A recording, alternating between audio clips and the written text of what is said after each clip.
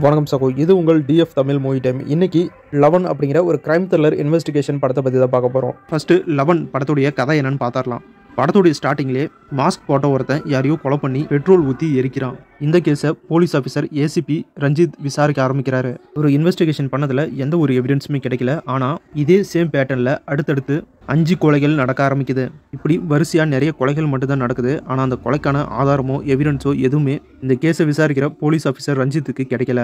ஒரு நாள் ஏசிபி ரஞ்சித்துக்கு இந்த கேஸை பற்றின ஒரு லீடு கிடைக்குது. அதை விசாரிக்கிறதுக்காக போன ஏசிபி ரஞ்சித்துக்கு ஒரு ஆக்சிடென்ட் நடக்குது. அந்த ஆக்சிடென்ட்டால அவர் கோமாவுக்கு போயிட்டாரு. போலீஸ் ஆஃபீஸர் ரஞ்சித் கோமாவுக்கு போன காரணத்தினால இந்த கேஸ் இந்த படத்துடைய ஹீரோ ஐபிஎஸ் அரவிந்தனுக்கு போது அவரு தான் இந்த கேஸை விசாரிக்கணும் அப்படின்னு மேலிடத்துல சொல்லிடுறாங்க. நம்ம ஹீரோ ஐபிஎஸ் அரவிந்தன் இந்த கேஸுக்குள்ள வந்ததுக்கு அப்புறம் நடந்த சம்பவங்கள் என்ன, அந்த கொலைகாரன் யாரு, எதுக்காக வரிசையா ஒரே மாதிரி எல்லாரையுமே கொலை பண்ணிட்டு இருக்கான், இதுக்கு பின்னாடி இருக்கிற மர்மங்கள் என்ன அப்படின்னு நம்ம ஹீரோ இன்வெஸ்டிகேஷன் பண்ணி கண்டுபிடிச்சாரா, அந்த கொலைகாரன் அடுத்தடுத்து கொலை பண்ணாம நம்ம ஹீரோ தடுத்தாரா அப்படிங்கிறதெல்லாம் இந்த படத்தை பார்த்து நீங்க தெரிஞ்சுக்கங்க. படத்தோடைய ஸ்டோரி ரொம்ப சூப்பரா இருக்கு. ஒரு ரிவெஞ்ச் ஸ்டோரி தான். அதை ரொம்பவே சூப்பரா ஸ்கிரீன் பிளே பண்ணி பக்காவா கொடுத்துருக்காரு டைரக்டர்.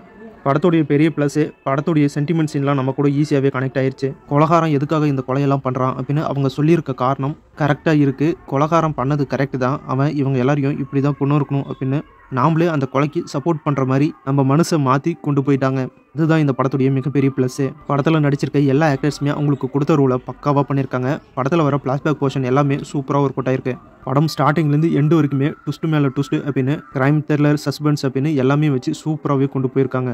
டோட்டலாக 11 படம் எப்படி இருக்குது அப்படின்னா, ஒரு சூப்பரான கிரைம் த்ரில்லர் சஸ்பென்ஸ் படம் பார்க்கணும் அப்படின்னா கண்டிப்பாக இந்த படத்தை பார்க்கலாம். அந்த அளவுக்கு படம் சூப்பராக இருக்குது. ஒரு சூப்பரான கிரைம் த்ரில்லர் இன்வெஸ்டிகேஷன் படம் கண்டிப்பாக எல்லாருமே பாருங்கள். இந்த படம் எல்லாருக்குமே பிடிக்கும். இந்த படம் நம்ம டெலிகிராம் சேனல்லையும் இருக்குது. டெலிகிராம் சேனல் லிங்க் நம்ம சேனல் கம்யூனிட்டி போஸ்ட்டில் இருக்குது, செக் பண்ணி பாருங்கள். இந்த வீடியோ பிடிச்சா லைக் பண்ணுங்கள், நம்ம சேனலுக்கு தொடர்ந்து சப்போர்ட் பண்ணுங்கள், சப்ஸ்கிரைப் பண்ணுங்கள். அடுத்த வீடியோவில் இன்னும் ஒரு சூப்பரான படத்தோட மறுபடியும் உங்களை சந்திக்கிறேன். இது உங்கள் TF Tamil movie time. Thank you.